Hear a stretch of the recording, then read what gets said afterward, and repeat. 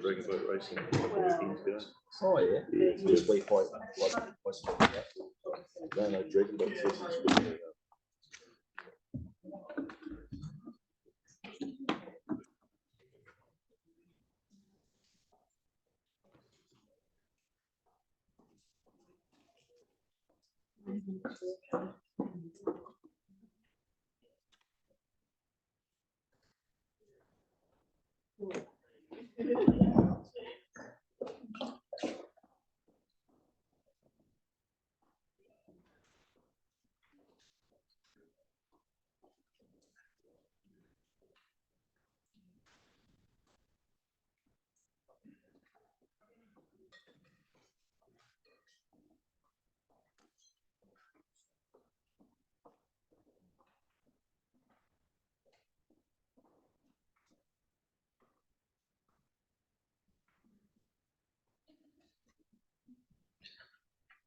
Apologies, everyone. We'll have to wait for a quorum before we get going.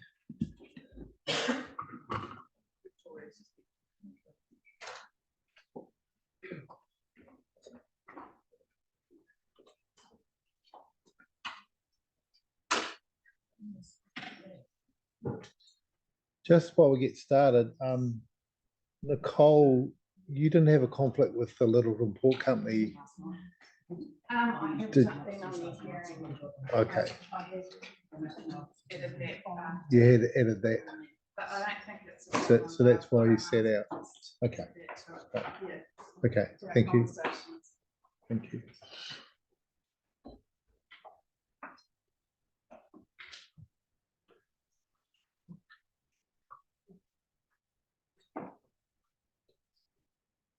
Right, look, we have a quorum, so we're on a tight time limit, so we will get underway. Fiona, thank you.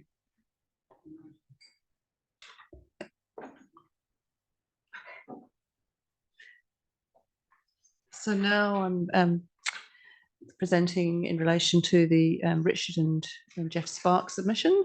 Yes. This is Jeff Spark Thank with you. me on the right. Yes, left. we've got your statement here. Yep. So I'll just read from paragraph 4. So Richard and Jeff Spark own land in southeast Rangiora, part of which is proposed for urban development, mostly residential. The northern part of the land is on the north side of Boys Road, known as Block A, is within a future development area in the RPS and in the southeast Rangiora development area in the proposed Waimakere District Plan. So on the map there, this is what we call Block A, and then the area south of Boys Road here is what we call Block B. Could we bring up? Sorry, I know, Josephine. I'm really I'm just wanting to find where I am in the geography. So yes, looking at the wider city map is a good way of starting. You can locate it on there. Oh, okay.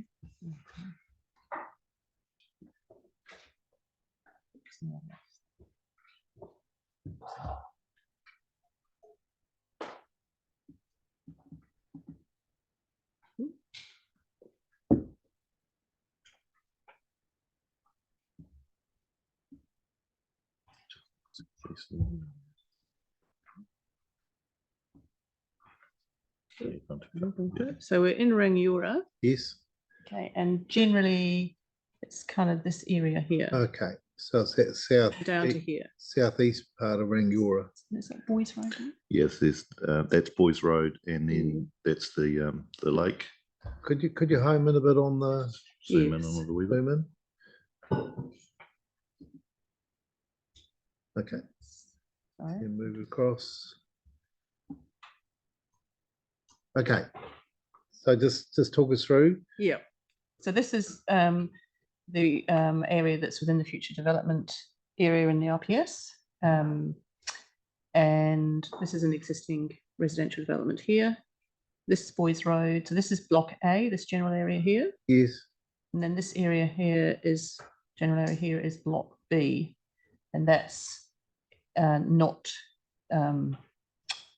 identified at this stage in the future development strategy, but there is a Waimakariri, and it's in the submission that was lodged.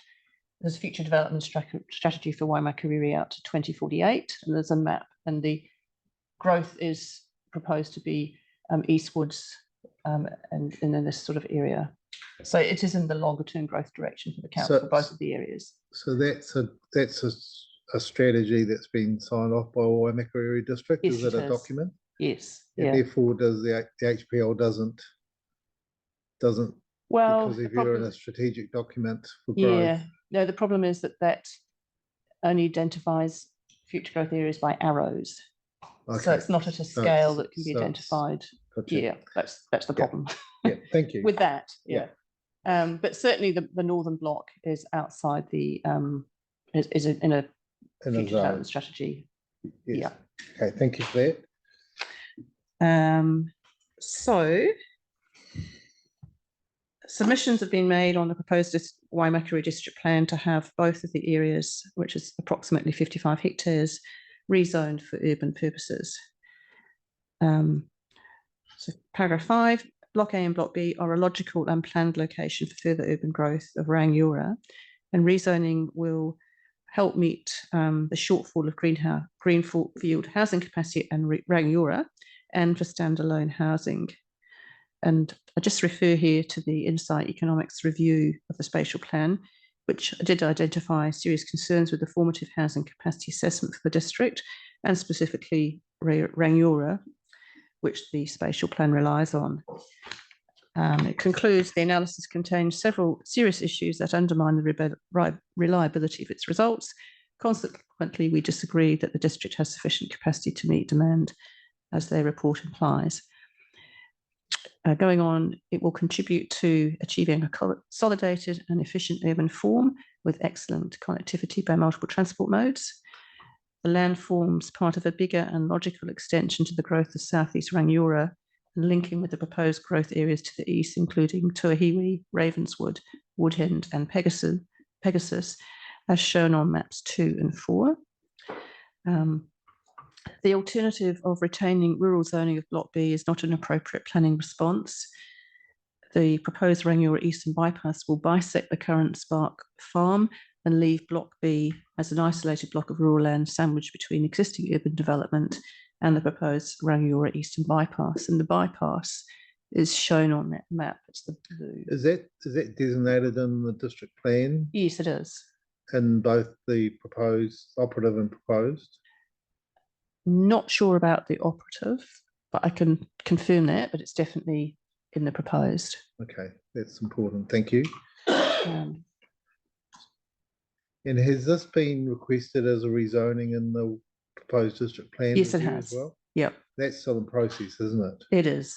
Hearings are probably around April, May next year. Okay. But we're in the process of preparing detailed evidence for those hearings. Thank you.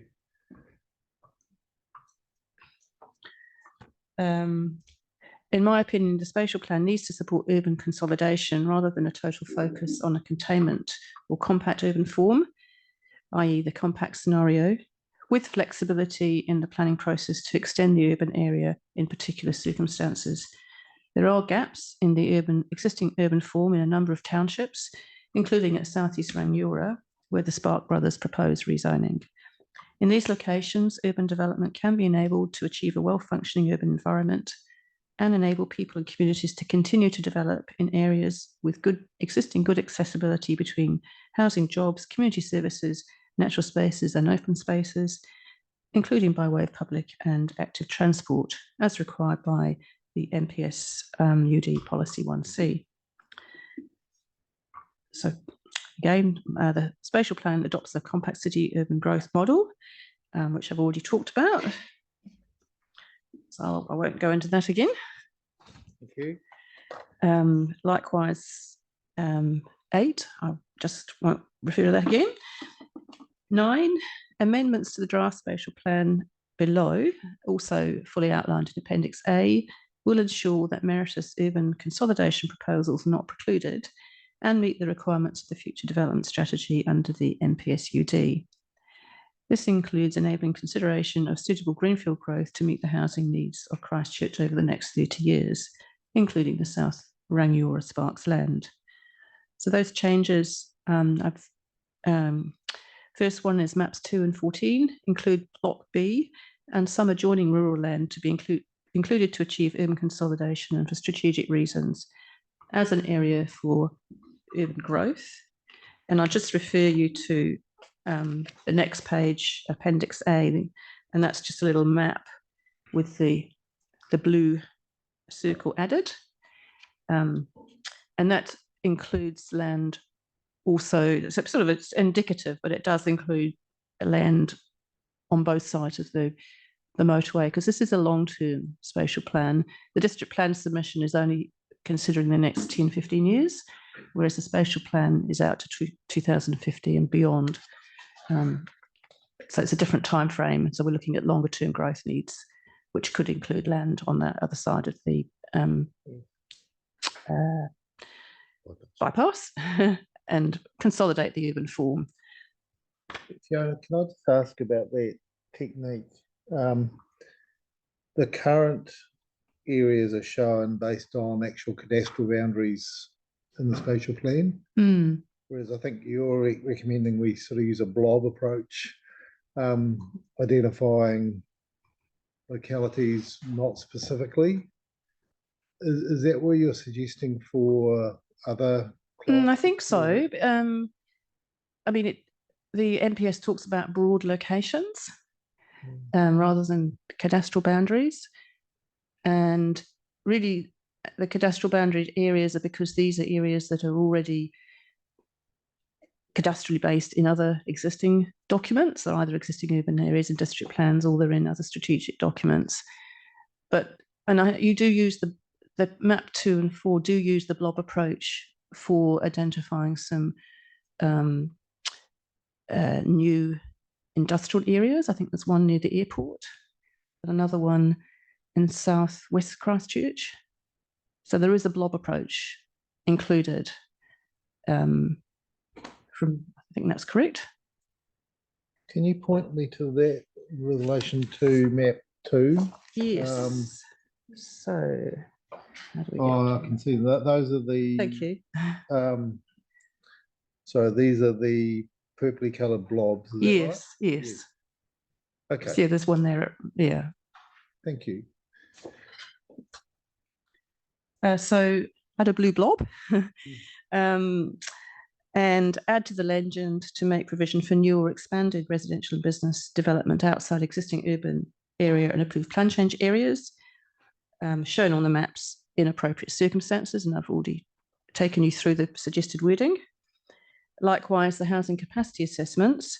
So in this case, I'm actually saying, suggesting you delete table 2 and adopt the changes sought by Infinity Investment Group Holdings, as set out in the Affinity legal submissions, which I have read, and I've reproduced those areas where they recommended deleting provisions. So that would be my preference. Or as an alternative, less preferred alternative, note that Table 2 does not identify housing needs at the sub-district level as required by the NPS, and that housing capacities are likely to change over time, particularly due to sensitivity to assumptions such as feasibility of development. Clarify that the draft spatial plan criteria for broad locations for residential development only apply to residential intensification within existing areas beyond the mandatory DRS. And these are ones that I've suggested for other submitters. The amended criteria for future greenfield, and amended wording which recognises that protection of highly productive land is not a significant issue for Greater Christchurch. So that's something that new for you to consider. So if I go to the second page of Appendix A, actually,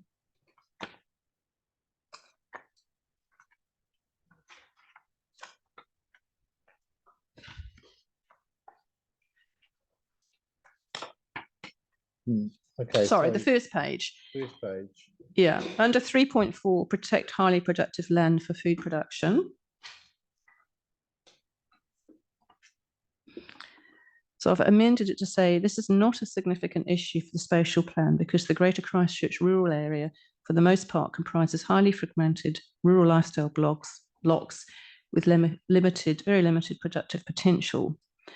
And I talk about this a bit more in the submission for McAllister and the Kilraith, but in Waimakiriri, the whole of the Greater Christchurch rural area is a rural lifestyle zone in the proposed plan. And a rural lifestyle zone is exempted from, isn't classed as highly productive land. And that is the zoning that applies to the spark land. I'll come back, maybe. Okay, look, I'm a bit confused here because yes. are you seeking some words to contract out the HBL? No, I'm just saying that I think there's a map in the spatial plan which identifies class 1, 2, and 3 land and says that that's interim and that there will be, that the RPS review will be looking at mapping areas of highly productive land. But what I'm saying is that already this is just signalling that, and under the NPS HPL, land that's zoned rural lifestyle is not classed as highly productive land. So wouldn't it be better to use more precise wording? Because your wording you're suggesting in my mind is quite open, isn't it? So and does that derogate from our responsibilities under the HPL? Your wording? I see what you're saying. Well, it's reflected. It is a confusing situation because the Waimak and Selwyn areas are very similar character, highly fragmented rural lifestyle blocks, but one has been zoned general rural with an inner plains overlay, and the other's been zoned rural lifestyle. Okay. So the Waimak area is exempted, but the Selwyn area isn't, just purely by a fact of labelling. Okay, look, let's leave that there. I think the staff would. There's an issue that needs to be thought through. The officers need to look at this carefully. Yes. Okay, thank you.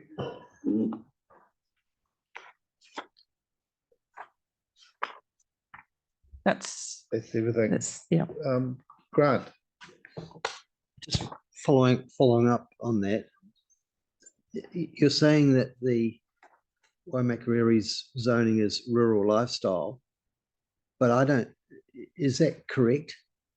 That the actual, you can have lifestyle, so-called small holdings within the rural area, but I'm not aware of it being specifically identified as rural lifestyle.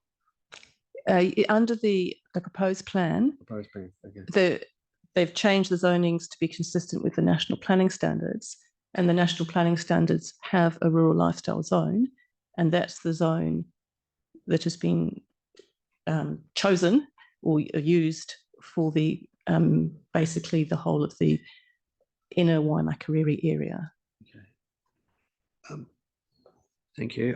The other thing I was going to comment on your suggestion that well, sort of related to that, and the comment you made about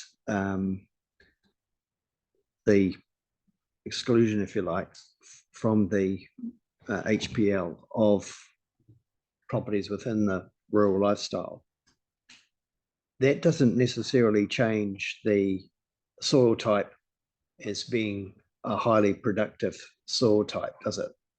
In terms of the quality of the soil. Yes, but I think the NPS isn't just about protecting soil which has a higher quality classification. It's about looking at the productive potential. So land which is already used for rural lifestyle purposes, or predominantly, That's why that's been excluded, regardless of the soil quality, because it hasn't, because it's so small and fragmented, and amalgamation of titles in the future really isn't really a viable option. It can't really be used for, in most cases, for significant production. Fiona, perhaps it would help to clarify the NPS HPL excludes rural zone land and rural lifestyle zone land Yes, from the HPL protections. Right. Is that your understanding? that is, yes. Right. And then you're saying that's an interim It's in the HPL at the in moment. the HPL? Yeah. Yeah, I suppose I collectively in Waimakariri, there are hundreds, thousands of acres on highly productive lands where there are livestock. Collectively, they have the potential to be productive. And I challenge your comment that just because they're fragmented, that they're too small to be productive or highly productive. I have 1 hectare, and my hectare, part of my hectare, is highly productive. So that, I just challenge your assumption there that a small 4 hectare block is not productive or cannot be productive, because it is. The council sort of has already made that call by classifying the inner area as rural lifestyle zone. Right. Okay. Robbie, you've got a question? Yep.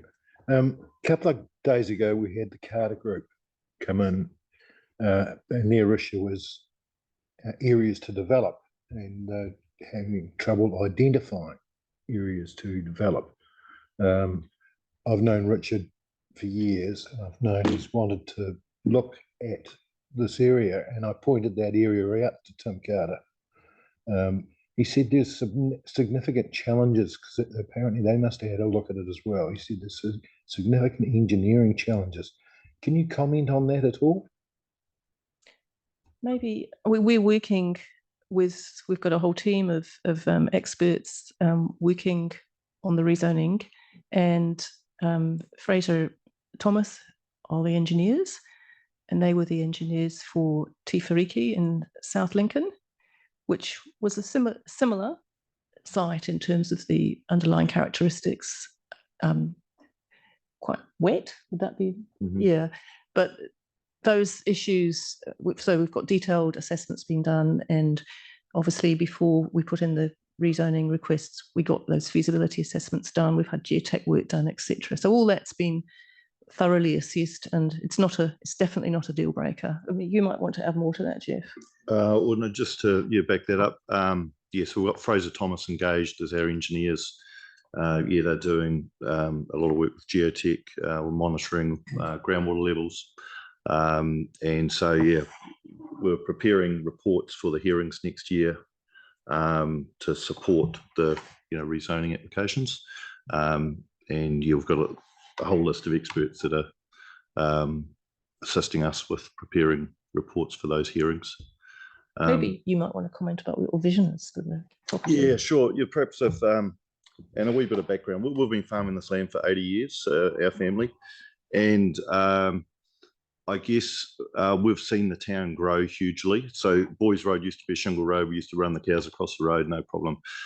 We've seen that area, that part of Rangiora, grow towards us significantly, so that we're now farming on the town boundary. The road has become very challenging for us with trying to farm around it. So we see this proposal as a natural progression for the town, but also the land, because it's becoming more and more challenging to farm. Our vision is to continue farming on the east side of this new Eastern Link bypass road. We'll be left with 150 hectares with our main infrastructure still quite central. So, but when the Eastern Link bypass road is established, which from what we understand is pending in the future, we don't know when, but it is planned, that we believe that road will be a natural boundary for our farm, and also a natural boundary for the town. So we just see this as a practical solution, for the town, but also for our farm, which we want to continue on. But with the challenges with the urban growth, it's becoming quite difficult to farm, particularly on that northern side of Boys Road. Thank you, Grant. There's another question. So just another, on the north side of Area A, on the plan, the proposed eastern bypass sort of cuts through that block of land. So you're going to have a block of land potentially for urban growth on the east side of that. The query I've got actually is more about the eastern bypass. I'm wondering where it goes. It sort of comes to a bit of a dead end if you drop the map down a little bit. I can probably answer it. It links up with Lineside Road, Grant. So you'll see it comes through, comes round to the west side of the treatment plants and then links up with Lineside Road. Oh, no, I'm meaning further up. It just seems to hit No, existing residential area. Does it go through there? Or not? Yeah, it goes up through the western side of the new Belgrove development and goes right through to Coldstream Road. It comes out close to the Main Power Stadium. Right. So it goes through to Coldstream Road. So what I understand, it's designed so if people don't need to go through the centre of Rangiora and they live in Ashley or Lowburn, then it's a logical route for them to bypass the town centre and still to get to the north side of Rangiora. Right. So this plan comes from a planning map? Yes, this is the proposed plan. So the designation doesn't show any extension past Northbrook Road, does it? Yeah, this is all the land use development area. What happens to the designation? You'll see there's a road just on the north side of, we'll see Spark Lane.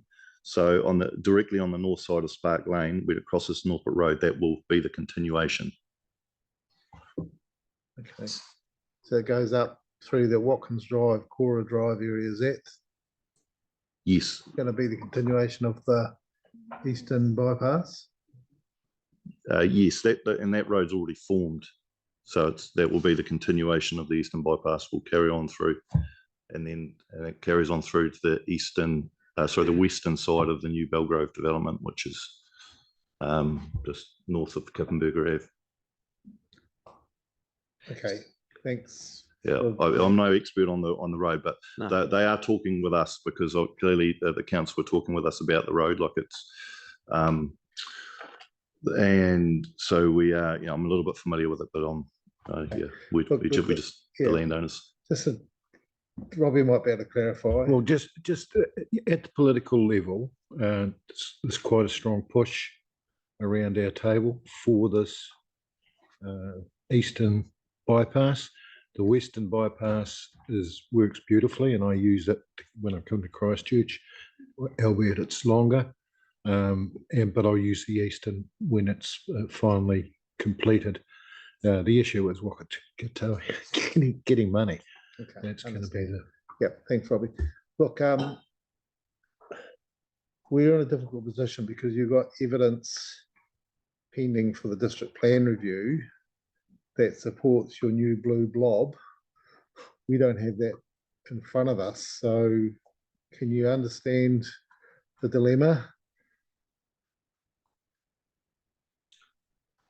Does it refer to me?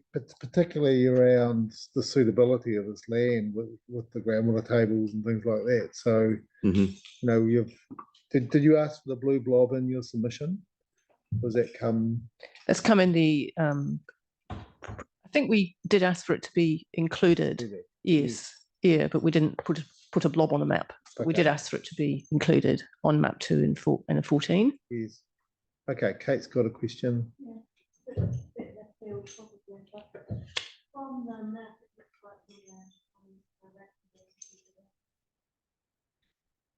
One section is just a small section on the south side of Boys Road. You'll see where it comes in about part way down. Yeah. Yes. Do you have any are there any restrictions on using that land from the existing use of Kiwi Rail? Is there any, easements or prohibition on using that land for housing? Not that we're aware of. No, we have full legal title of the land. There's no easements with Kiwi Rail or any issues like that I'm aware of. Yep. Thank you. Okay. So do you Just a want- thought Please. in terms of the concern about being ahead of district plan processes. In the spatial plan wording, there is some reference to the noise contours being under review. Mm. And what you could do maybe is, if you think in principle these areas could have merit, you could do them as a dotted indicative, subject to further investigation or something like that. Just a thought. Yes. Look, I think we'll get some advice back from the council team on this mapping technique you're proposing. It's already used for the industrial land, as you've suggested or shown us. So we'll ask the officers on their opinion on this technique. Right. So thank you. Look, I did have a question about your Appendix B, and you're relying on the Infinity legal submissions. Yes. Yes. And which draws on the Fraser Colgrave evidence, expert Yes. evidence. But Yes. is your submission here linked into that already, or are you just picking that up on the way past? Probably the latter. Okay. And first time we saw the Infinity the Infinity report was yesterday. Right. Yes. And again,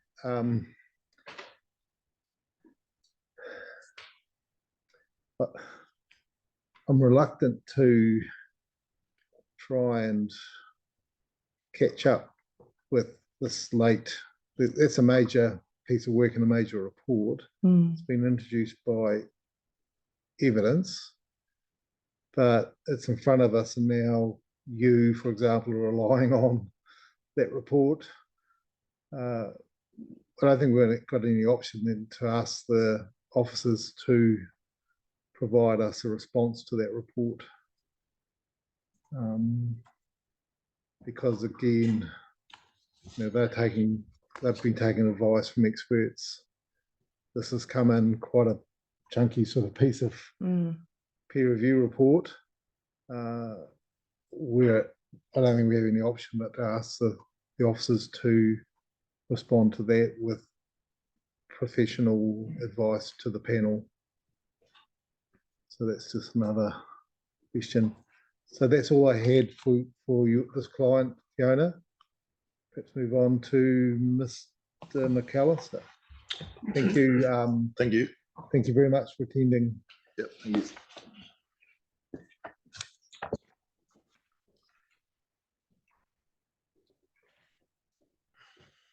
So I've prepared a combined evidence for Andrew McAllister and also for Robbie McIlgrave, right? Because they both relate to large lot residential zoning. Yes. So Robbie sends his apologies. He had a meeting he couldn't change, but another member of the landowner group is Mark Allen. Hello, Mark. Sitting up here. Yeah. Yes. So if we've got any questions, we'll ask you on the details. Yep, great. Thank you, Fiona. Cool. Okay, so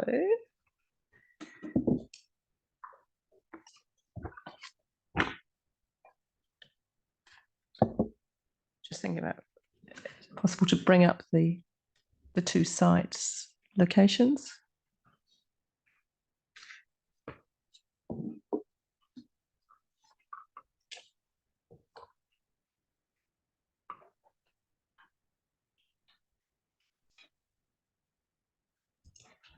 I think I know the question you're going to ask me. I need you to do what we did last time. Yeah, So yeah. let's identify them on the on the So this city is okay.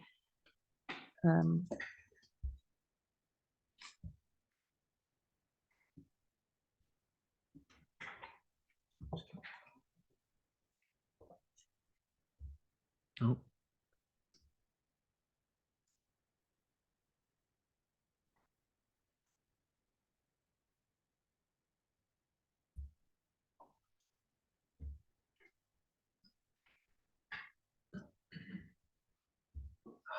Sorry. It's hard, isn't it? There we go. How do I get it?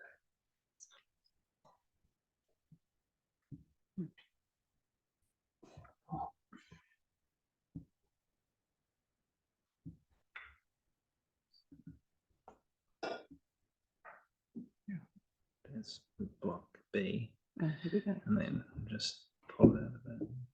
There. Oh, gone too far.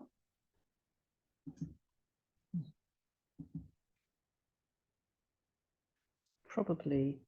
So Swannanoa is south west of Rangiora, Yes, just west of Mandeville, yes, which is quite a large, predominantly large lot residential settlement. yes, And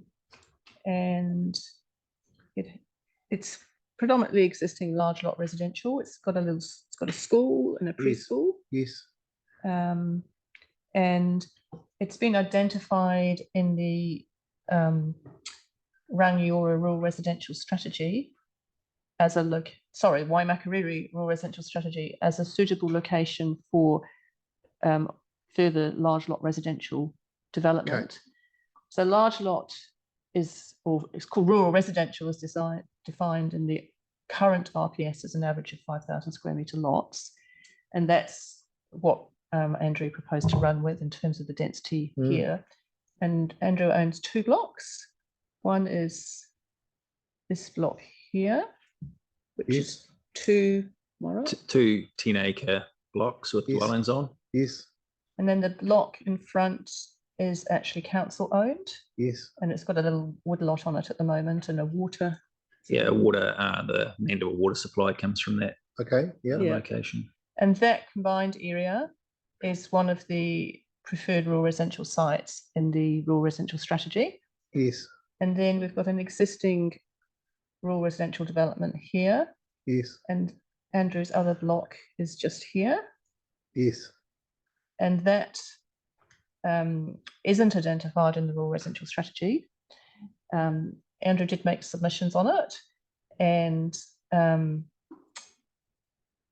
it was a non-statutory process, so arguably didn't have a thorough, rigorous assessment. And so we are addressing the 2 reasons why it was not favoured, as stated by the council, which was some flooding issues, which we think are fully resolvable. There's some overland flow paths, but we can work around that. We're talking about 5,000 square metre lots, and also highly productive land. And again, it's rural lifestyle zone, so it's exempt from the NPS HPL. so There is rural lifestyle zone in the proposed Waimakariri district plan. Yes, yeah. But both of Andrew's land areas? I think Yeah, I'm not sure that boundary is. Is that still? I'm pretty sure it goes a little bit further to the west. The rural we're pretty lifestyle sure. zone. We're pretty sure, but that's also exempt because it's identified in it's got a urban growth overlay, large lot residential overlay in the proposed district plan. Yeah. So there is another preferred rural area across here in the north. Yes, But there's no submission seeking that be resigned other than just one little block here. And there are some issues with crossing the tram road because existing developments on the south side. thanks for that. So that's the context for that. Context. Yeah. Right, let's go back to your submissions there, your evidence then, thanks. Right. So then I then give you the context for the McIlwraith one. So should we just do the same for Yes, that? yes, so we'll go back to Okay. the city map, yep.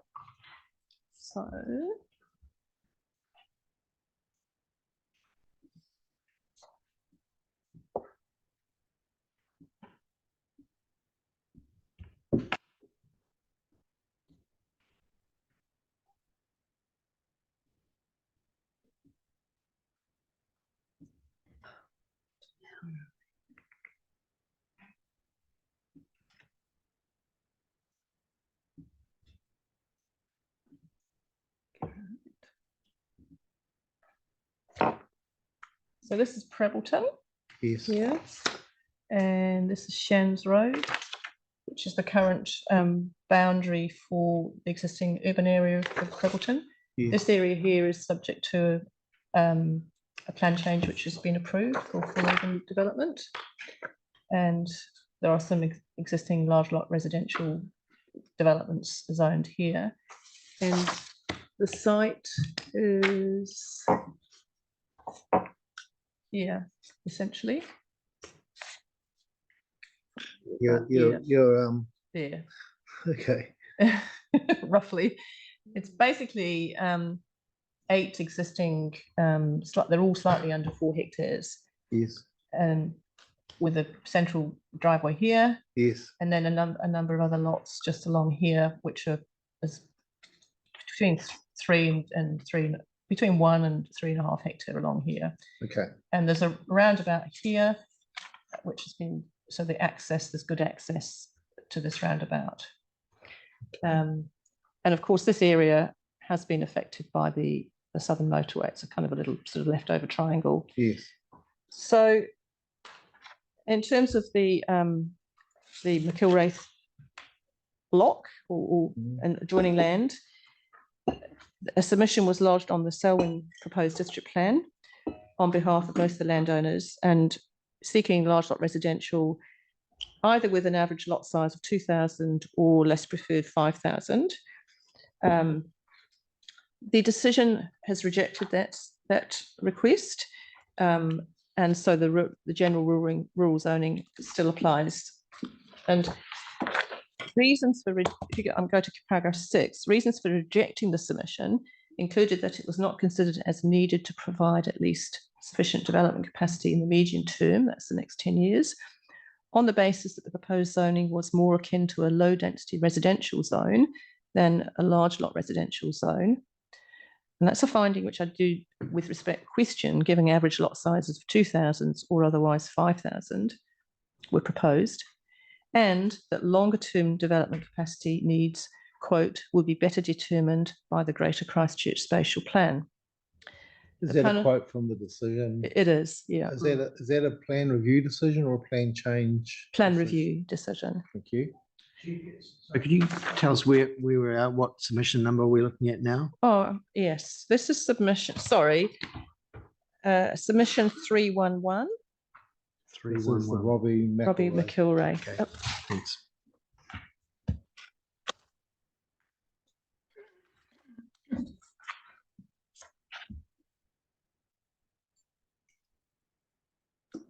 So the panel was also concerned that the rezoning of only this block would create a finger of higher density LLR zoning on the west side of Shands Road, which wouldn't support Crebbleton's compact urban form. Urban design evidence for the submitters identified how the rezoning would contribute to a longer term sustainable urban form for Crebbleton. So the context is the council is now embarking on some strategic planning work about future urban growth, and we'll be reviewing the Crebbleton structure plan as part of that. And so basically the decision was saying that's the context in which this needs to be considered. Has that plan review decision been appealed? It hasn't been appealed. We thought about it, but the decision is made not to appeal it. Thank you. It's important that the spatial plan, which has a longer time frame than the Selwyn plan review, does not become a straitjacket which precludes consideration of what I consider to be meritorious proposals such as the McAllister and McIlwraith ones. So just on the NPS HPL issue, just to give you a little bit more background to that. So all of the Waimakariri Greater Christchurch area zone rural lifestyle are not defined as HPL under the NPS HPL. And the zoning recognises the highly fragmented subdivision pattern and the predominant use is rural lifestyle, not primary production. And I quote you from the proposed plan, purpose of the rural lifestyle zone, primary production activities and activities reliant on the natural and physical resources of the rural environment occur while recognising that the predominant character is small rural sites with a more intensive pattern of land use and buildings than the general rural zone.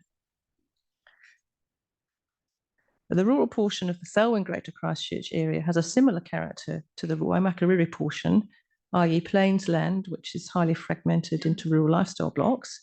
However, it's zoned general rural with an inner plains overlay, providing for the same minimum lot size, which is 4 hectares, as the Waimakariri rural lifestyle zone. By virtue of the general rural zoning, the council has taken the approach that the NPS HPL does apply. This is a very incongruous, should read, situation where neighbouring rural areas having a very different policy application due to a different zone labelling. So I'm writing in incongruous. Incongruous, yep. The spatial plan can assist by providing some overall direction. In my opinion, it needs to recognise the predominantly rural lifestyle character of the Greater Christchurch rural area, and that in this context, protection of highly productive land is not a significant issue. LLR zoning. The draft spatial plan doesn't show existing LR zones on maps 2 and 14. And the office... Fiona, we're going to run out of time. Sorry. Yes, so yes. Shall I speed up? I'm wondering whether you can just highlight instead of reading out. Which yes, absolutely. Okay, my apologies. Key points, yes. Yeah. So basically, there needs to be some provision for LLR to accommodate policy 1A of the NPSUD. And it is a form of zoning which is provided for in the National Planning Standards. And I don't think that the current RPS policy of just providing for areas that are identified in the council strategy is helpful. It's not responsive and it's fixed. I mean, those strategies, for example, the Selwyn strategy was 2015 and still hasn't been reviewed. And whilst I agree that the weight of demand is for smaller housing, you've still got to have a mix of housing types, and there's still a demand for some larger lot living. What larger lot living can do, it can accommodate multi-generational living opportunities and contribute to housing affordability. So younger or retired family members can be accommodated in minor residential units and provide mutual support. Apartments, terrace houses and townhouses can't do that, just not enough land. LLR is not a luxury item or a form of urban development which cannot support a low carbon future with reduced gas emissions, given that over time it's anticipated that there will be a shift towards electric vehicles. So just the amendments sought are that these areas that I've identified be shown on maps 2 and 14, and an amendment to the legend to provide for newer expanded residential areas outside the map areas in certain specified circumstances, and all the other ones are already covered by me in other evidence. Thank you. I have two particular questions, and I'll go back. I want to ask you, Fiona, about this term of art you have used, and I'll take you to the previous paragraph 9, and it's this term, previous evidence that you provided for Richard and Jeff Spark. You have this term in paragraph 9 of that evidence, meritorious urban consolidation proposals. Yes. Is that your term, or does that come from any NPS, or? It's my term. It's your term? Yep. Can you relate that to the NPS UD requirements we are asked to look at? Are you bouncing off NPS UD policies? Well, they all contribute to a well-functioning urban environment. In some cases, they may not contribute significant development capacity, but I don't think they should be precluded just for that reason. Yes. Yes, so you've used that term quite often in the various... Yes. So that's your term of art for contributing to a well-functioning urban environment. Yes, yes. these type of Some of activities? Yeah. the element of well-functioning urban environment, which sometimes can be a bit tricky, is the one about well-connected, including by public transport. And some proposals may not, in the short term, achieve that if they're greenfield, but over time they can. I think there's a little bit of flexibility there. My second question relates to, I suppose, your status in these hearings, Fiona. You haven't signed up to the code of conduct in terms of your evidence. Are you acting as a planning expert? Oh, sorry, yes. Or as an advocate? No, I'm a planning expert, and normally I would have a paragraph which says that I'm using the, but I just took it out because I was trying to keep the statement a bit shorter. No, it's really important. No, absolutely, I'm an expert. You're acting as an expert Totally. planner, Yes, expert planner. not as an advocate. No, definitely not. Thank you. I'll go to questions. Thank you, Victoria. Oh, mine was quite simple. I'm not going to get into the technical planning matters.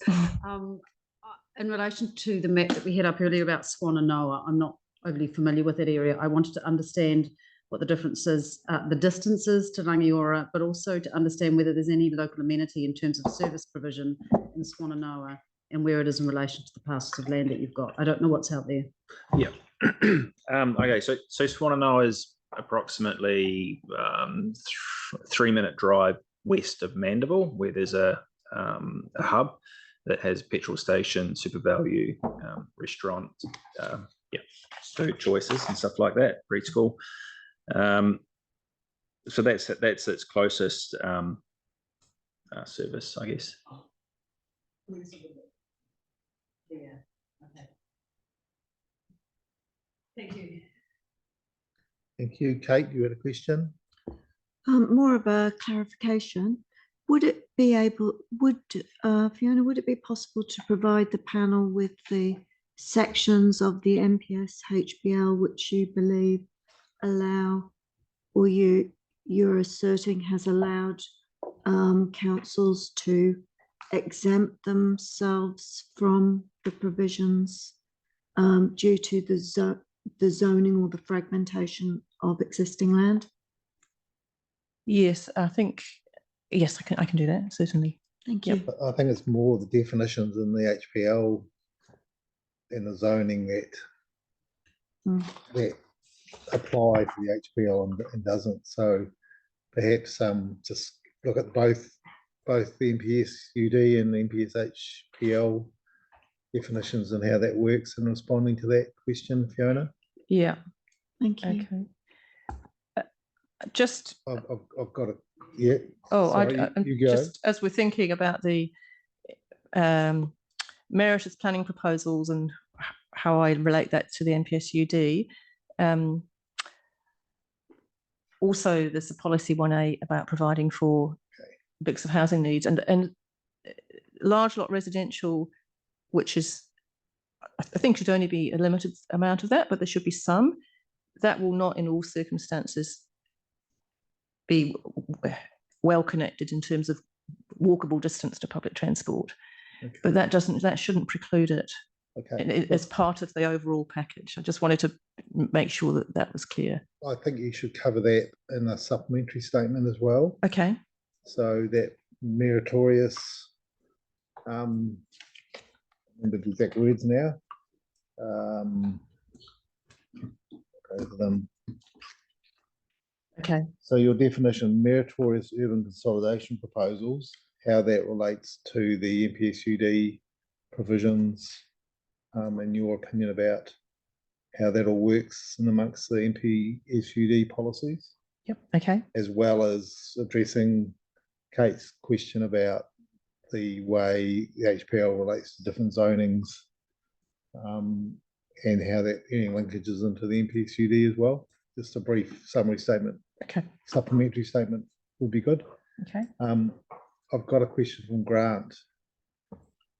Yeah, it would be good to have a little bit more information about this, the definition issue and the way that councils have, whatever they've identified is allowing them to change the land use. But- One of the problems I think is that the MPS HPL came out after the Waimakariri District Plan. Certainly, the Selwyn District Plan was notified.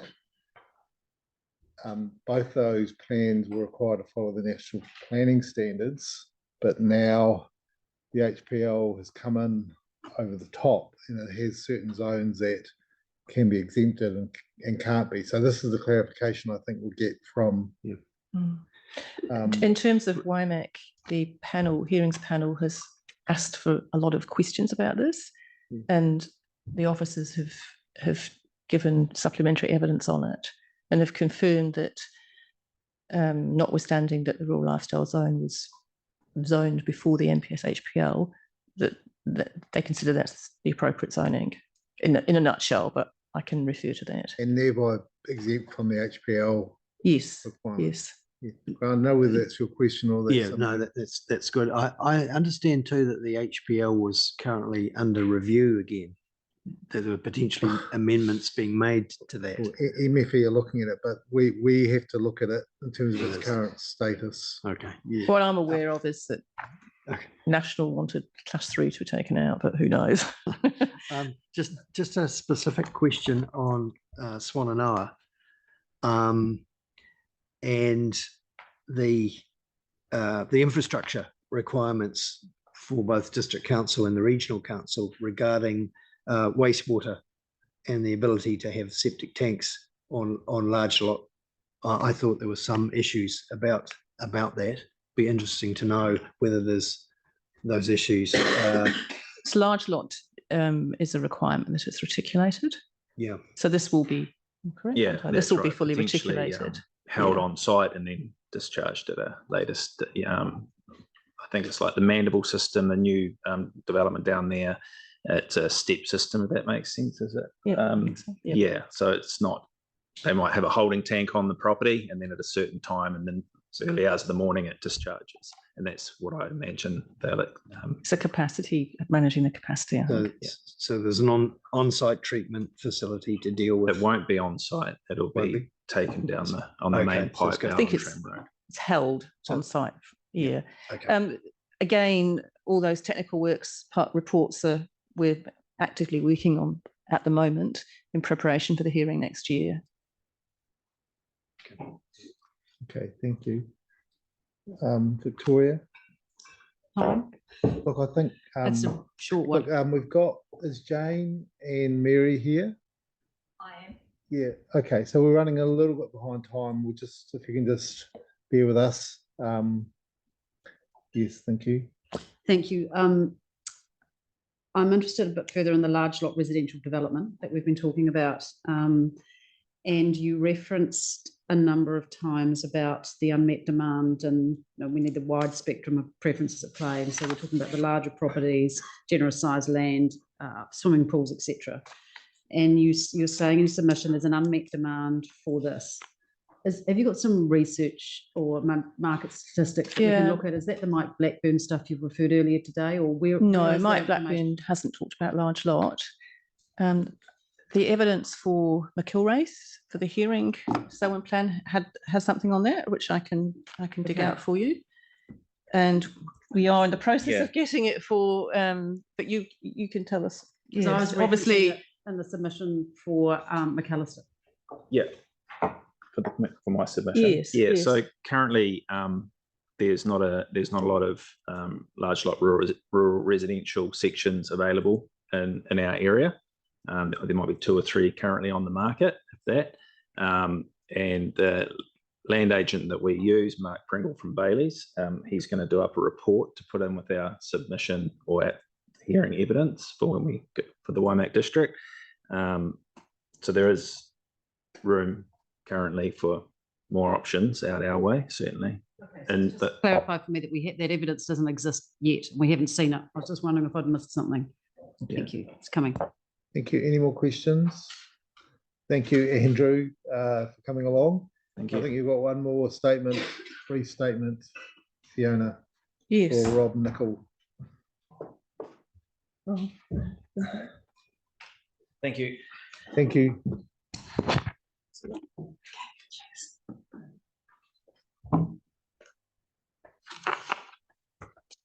Welcome, Rob. So Morning. this one's very brief. You can Yes. please know. It's so brief I can't even find it. Here we go. Do you want me to just tell you where Yes, it please. is? Yes. Yeah. Okay. So I can see it's on the outskirts of Rangiora. So your little map in your evidence. Yeah. So let's go to the northeast of Rangiora. Oh, sorry, southwest Southwest. of Rangiora. Yes. Yeah. So just here.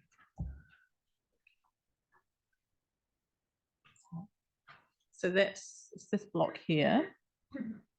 It's just on the south side of the That's the Southbrook Stream. Southbrook Stream, that's right. And all this is a future urban development area. It's a kind of a long, narrow section, which was always originally part of the overall farm that has been, and this northern side, some of it's already being developed and some of it is, it was all within the future development area. Now, Rob hasn't made a submission on the proposed plan just because he only came to see us after the submissions had closed. But obviously wants to make sure that the spatial plan will enable him to pursue this through other future planning processes. And so it does appear in the future growth directions on the Waimakariri development strategy. yes, but And what's the just zoning in the proposed plan? rural lifestyle. Thank you. And there is a map showing the Rangiora growth directions in the submission. So I haven't got it in front. Yeah. So we're saying it sort of fills a gap in the, yeah, that's helpful. As you can see, sort of a bit of a gap here. Yes. This is all industrial zoning down here. Okay. It's the Southbrook industrial zone. Thank you. And the future development area has got this hash that goes out to here. So this is it. So this is sort of a bit of a obvious sort of fill-in area. Okay.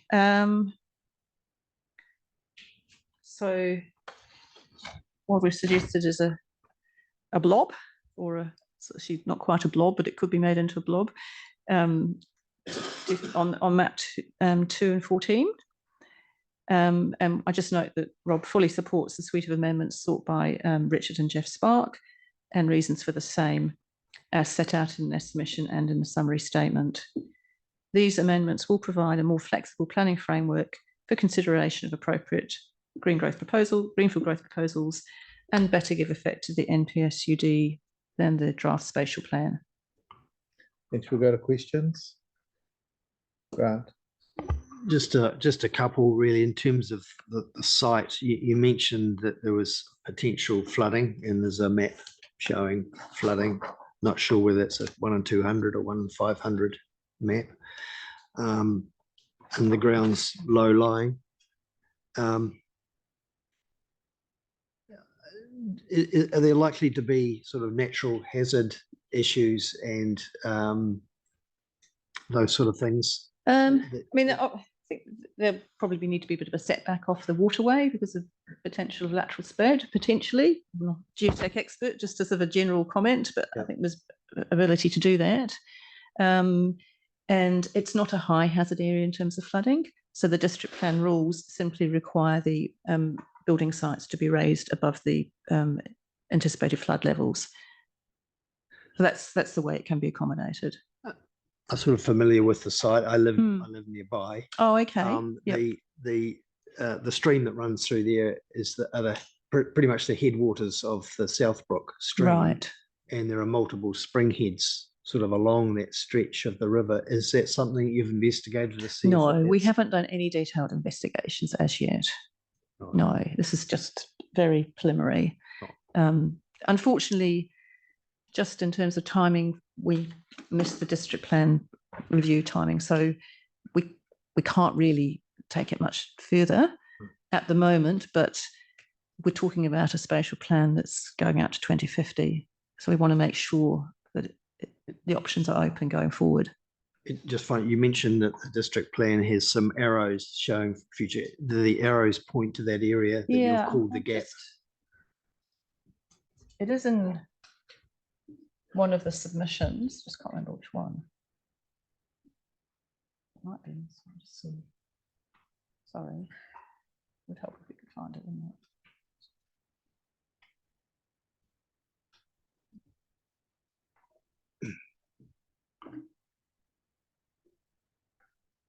Yes, here we go. That's the one, that's the map we were looking for. Okay. Okay, so this is a map from the proposed district plan No. or from this the is Waimakariri Growth Development This Strategy. is the Waimakariri Growth Development Strategy. And what date is that, Fiona? It's quite moderately recent. I can't quite remember.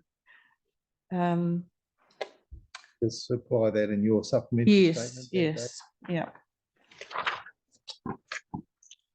Any other questions? No. Thank you very much, and we'll hear from you. So, Well, Mr. I was Cook? just going to talk a little bit about the behaviour of this stream there, which has been greatly improved since the farm's been broken up, and the council's done a lot of work to make that flow better. We had a major flooding event in the Waimakariri 18 months ago. I think it was a 1 in 200 event. That stream didn't enter the property, my property, and it was approximately a foot up the recess that the council took, so the 20-metre recess. Yeah, so. Okay, thank you. Thank you very much. Right. That might be you for the day, Fiona. Thank you. You're a busy lady, so thank you for your assistance. Pleasure. Thank Thank you, Rob, you. for coming in. Right, so we're having Coles Jordan back, and we have Jane McKenzie, please.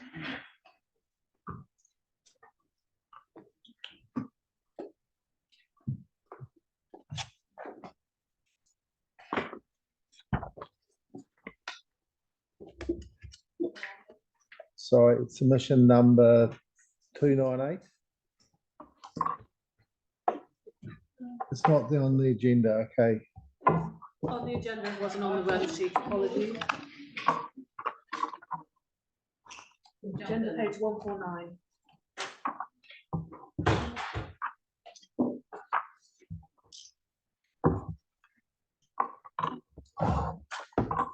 Okay.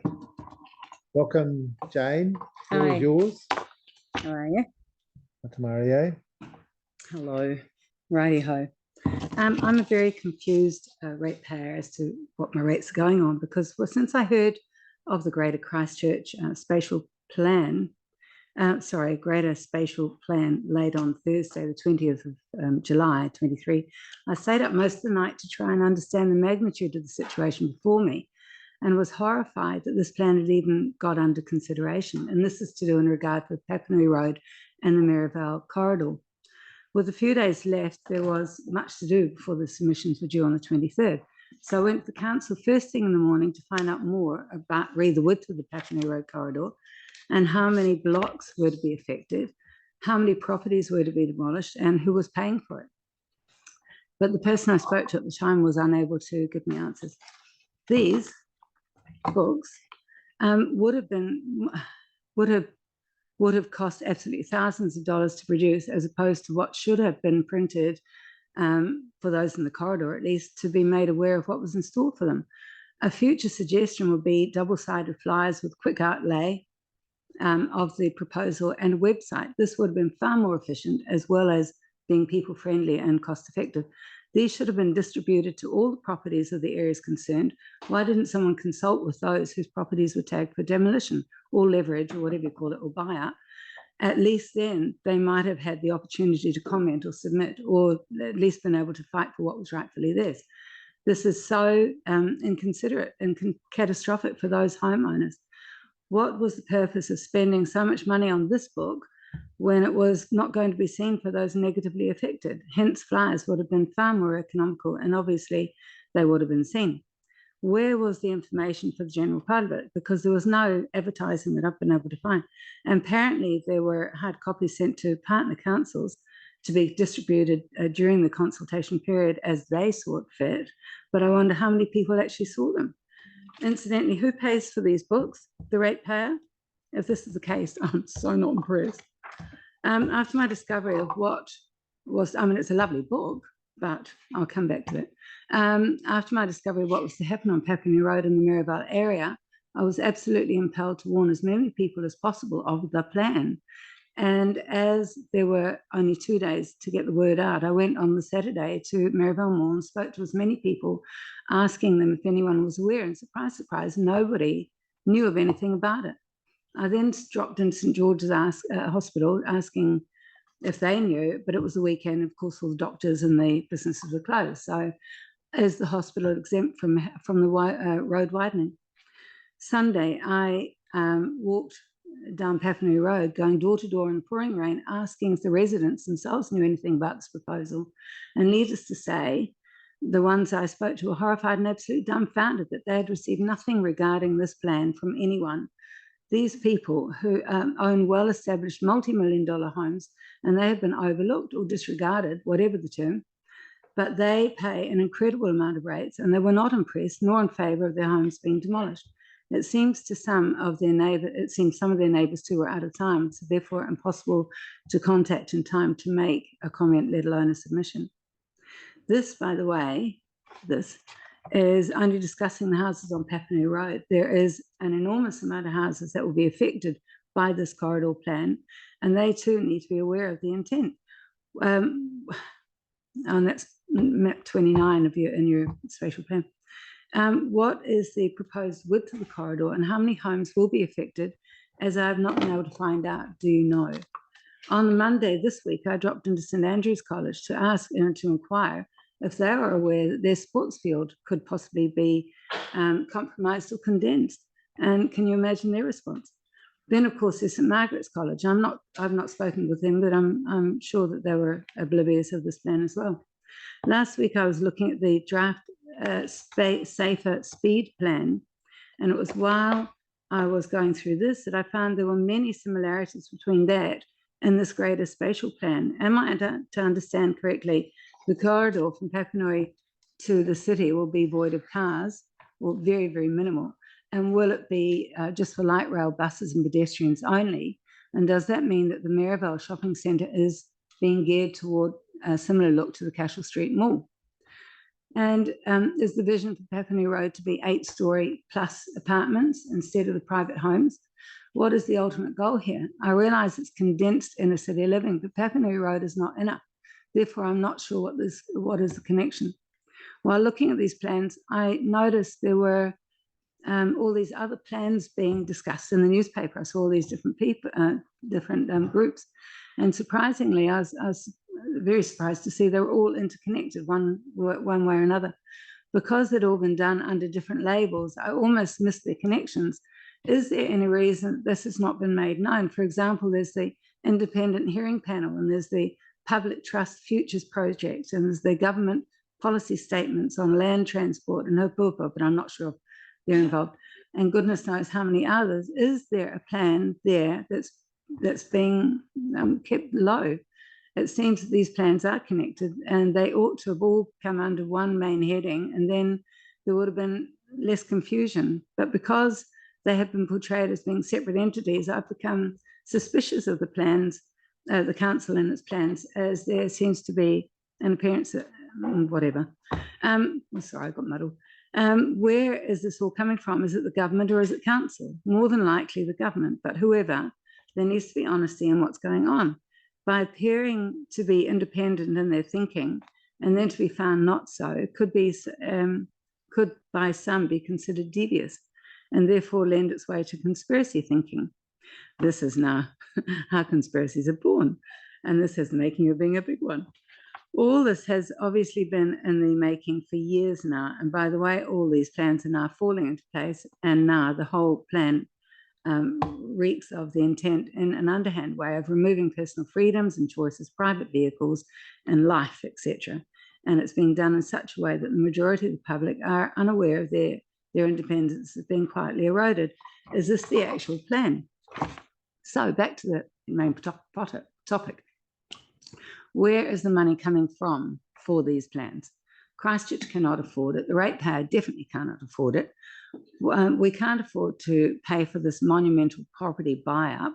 Apart from that, they're still paying for the last earthquake, which is something else that needs to be addressed in the plan. Our fault line is supposed to have broken yesterday, and when that happens, the money will be colossal. The money required will be colossal. Therefore, it needs to be squirreled away now and not spent. In the meantime, where is the funding for this massive amount of strengthening required for the rail, etc., coming from? And how stable will everything be, since the water table needs to be taken into account as well, since, as we know, this greatly affected much of the earthquake rebuild, which reminds me, apparently, I hear the new sports centre pool is sinking. There are unnecessary endless expenditures going out. But where is it all coming from? Where is it coming in from? The coffers are empty. Who's paying? Where is the money coming from? The whole thing's a debacle.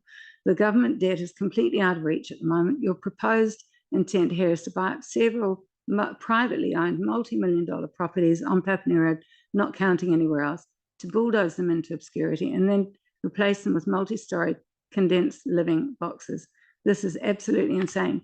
Again, where is the money coming from? The ratepayer? I don't think so. There seems to be an awful lot of big questions happening behind closed doors, some out in the public, but some behind closed doors, and that will affect the citizens of Christchurch. And I think it's time the people who actually pay the bills were to be notified properly and included in the decisions behind decision making, and preferably not by just token gesture books. There must be clear, concise communication from now on. Thank you. Thank you. Thank you, Jane. I have one question to start with. Yes. You refer in that statement to map 29 in Yeah. the spatial plan. Can you just home in on that? That's it's the corridor plan. So is that map 29? No, it's page 29, sorry. Page 29. Yeah. Thank you. So that map number is? The map number is map 2. Map 2. My apologies. Okay, thank you. Just for that clarification, I'll see if there's any questions. No. Oh, sorry, I missed what you said. I said, I'm asking if there's any questions from the panel. Yes, Victoria. Thank you, Jane. You've got some firm views on intensification. Have you engaged with the PC14 process and you're submitting on that? No. Okay. I haven't. I'm not aware of that one. That's the intensification one that's going on at the moment. No, I haven't had a look. Okay. Grant, you had a question, I think? No? Okay. Thank you for your submissions there. You've read out from a statement you've made, Jane. Sorry, I can't hear you. Is the audio okay? Do you have okay? Can you email your statement, please? You've read from to the Secretariat. All right. Because we don't have that. So that will mean your views are in front of us in writing. I've got a spare copy if somebody wants it. Okay, well, let's just have the spare copy. That would be great. Thank you. And no further questions. Okay. So Thank you. Where's the money coming from?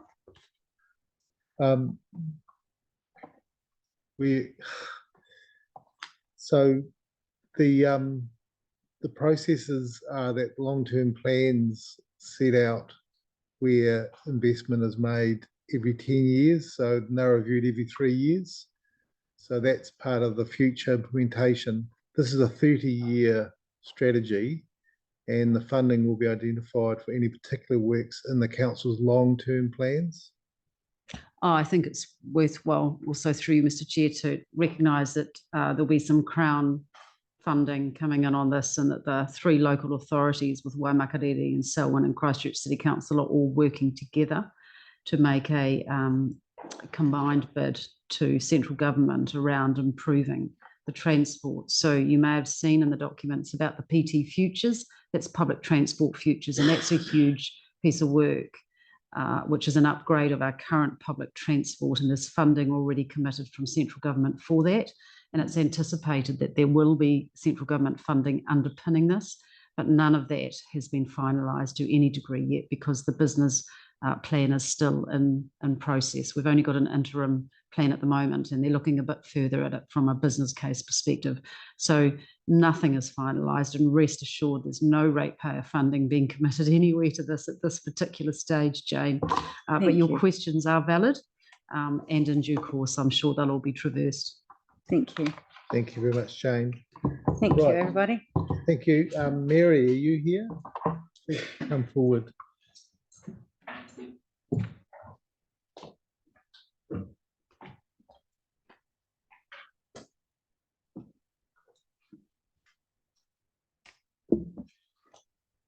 I have a little bit of an independent viewpoint too, Thank you. similar to Jane's, That's good. and following up on where is the money coming from.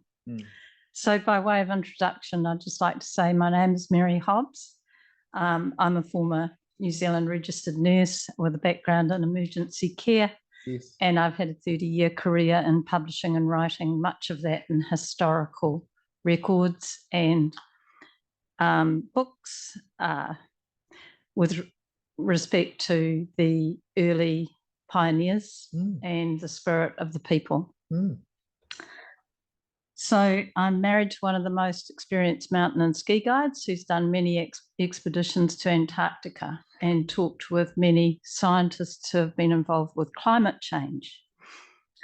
And he has concluded from his many expeditions there that most of the scientists he spoke to have said the only way you can get funding is if you incorporate climate change into your plans. Otherwise, there is no funding, where there is no speaking about climate change. And the reason that I'm talking about this is because spatial planning, as I understand it, is related to the 15-minute cities. And the 15-minute cities are a construct based on the issue of climate change. And if you go to Aoraki Mount Cook, the signs of climate change can be read from the land from millions of years ago, when the glaciers used to stretch from Aoraki Mount Cook to the east coast of the South Island. And there was no Al Gore about it at that time to tell us we all had to be afraid about seas rising and the terrible shock of the receding glaciers. There were no people. So the climate has always changed from decade to decade, and those who live in the mountains could tell you that. If anyone is interested, I'm happy to provide references. Back to the spatial plan and the 15-minute cities and the public transport. I'd just like to look at the overview of that rather than the minutiae at the moment. The bare bones of that plan of the 15-minute cities and the public transport and the multi-storey buildings and the landscape architects and the architects' pretty drawings of people walking hand in hand down wide boulevards and biking here and there is not really the reality when people don't own their own homes and when they don't have their own little patch of ground to grow vegetables and when they can't have some form of self-sufficiency. What a 15-minute city is an outside prison with a 15-minute perimeter where anyone who dares to go beyond what they're permitted to do will have to pay formidable charges for each section they travel to, courtesy of the 5G network and the 24/7 cameras and surveillance. Well, if that's the plan, every single person in council, every single person paid for by the ratepayers needs to be honest with everyone who lives here, just like Jane said. Ratepayers need to be fully informed. They can then validly voice their opinion, and they will most certainly inform you of what they think. But we can't cloak it in the propaganda of a spatial plan, even though the reality of the spatial plan, I agree, it is concrete, and you do have to have a plan of where you're going to put buildings and where you're going to put avenues and streets. But ratepayers need to know exactly what's happening. We need to lift the cloak. I do not, as a ratepayer here in Christchurch, I do not agree and I do not consent to any offshore unelected corporations such as the WEF, the UN, and WHO coming in and infiltrating our councils and trying to direct them to certain plans that they've had underway for decades. I don't agree with that. I agree with the ratepayers being able to have you represent them and do what they want, not what some people who maybe live in New York City like Bloomberg wants, not what Klaus Schwab wants, not what any of these other people want, and not what central government want either. Because central government has no business, and I know that there's somebody here representing central government, and I ask why. Because central government doesn't have any business in Christchurch. It's the ratepayers, it's their business. Our ancestors have built this city from nothing, and that will include many of your ancestors too. We have paid a huge price over the centuries for freedom and for democracy, and it is incumbent upon every single one of us to stand up and speak out for democracy whenever we see it being threatened by offshore oligarchs who think that they can control every single part of the world. The debt with these 15-minute cities and with this, all the public transport focus is astronomical.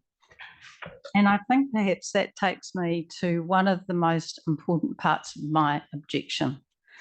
And that is, do the ratepayers know that the council has signed a document putting their properties up as security for council debt? This is, and correct me if I'm wrong, please, but the New Zealand Local Government Funding Agency Guarantee, and it's listed under that if you Google it, and it was set up under the Local Government Act of 2011, where no New Zealand local government agency or organisation can borrow unless it borrows funds through the Local Government Funding Agency, the LGFA, which is a limited liability company. And to do so, each borrower council must sign a guarantee and indemnity document putting all ratepayers' properties with their rates revenues up for security against the debt. Did you know that, Victoria? I'm going to have to think about that. Because if, and I believe Christchurch has signed up to that, a public announcement must go out to every single ratepayer, because otherwise it's fraud. You can't put privately owned property up as security for council loans. I mean, it's just unheard of. And that means if the council defaults or can't afford to pay its bills, well, then the overseas bankers with whom the debt is lodged come after the ratepayers, charge extortionate rates, and they'll lose their homes. Is this the Klaus Schwab dream of you'll own nothing and you'll be happy? Because we don't agree. We don't consent. It's unacceptable. And every single one of us has to stand up as the spiritual beings we are and speak for freedom and democracy and independence, we can help each other. We can help each other do this, but we can't do it unless every one of us does it together as a nation. God of nations, this is our country. This is our free land, and we cannot let anyone take it from us. I mean, you can have a world of plans. You can have these, they're so impressive. I mean, they're so aesthetic, but they're treating people like little things that you put in boxes. We're spiritual beings. We're alive. And we're free, but we aren't unless we speak up. Look, I've got 5 seconds. I've gone off on a rant because I'm so impassioned about it. But I am terribly concerned. I mean, I could talk to you about being against the multi-storey buildings and so forth, and the fact that there's not even a bus service out to the seaside areas, which begs the question of what you've got planned for the seaside areas. No public transport to Sumner, Redcliffs or Brighton. What is that? But I won't talk about that because the overall debt issue is the most important. And that is what we need an answer for, and that is what all ratepayers need to be told. Did you know that we have got you set up as security? Your properties that you've paid tax on and that you've paid for and that you saved and grafted your whole life for to pay off the mortgage. So that is what I am here for, and that is why I drove for 8 hours to speak to you. And I do want to thank you all for making such an effort to allow me to be able to speak. Right, thank you, Mary. So where have you come from today? My husband and I are based at Araki Mount Cook. Okay. And we are ratepayers in Christchurch. Yes. And we have a little batch here Okay. near Great. the sea. Yeah. Okay. Thanks for your submissions. Look, you've made some quite strong submissions to us about the funding agency for local government. We will take some advice from the officers on that question. Thank you. And I'll just see if there's any particular questions outside of that matter, which we will get some advice on from the panel. I wanted to know if she was quoting from something. Yes. With regard to the debt, yes. The New Zealand Local Government Funding Agency Guarantee, it's under www.lgfa.co.nz.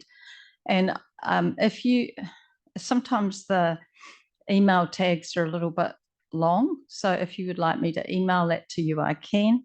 And there's also a section under the security trustee who acts on behalf of the beneficiaries, bankers involved. And it's within that document, there's a 116-page guarantee and indemnity document.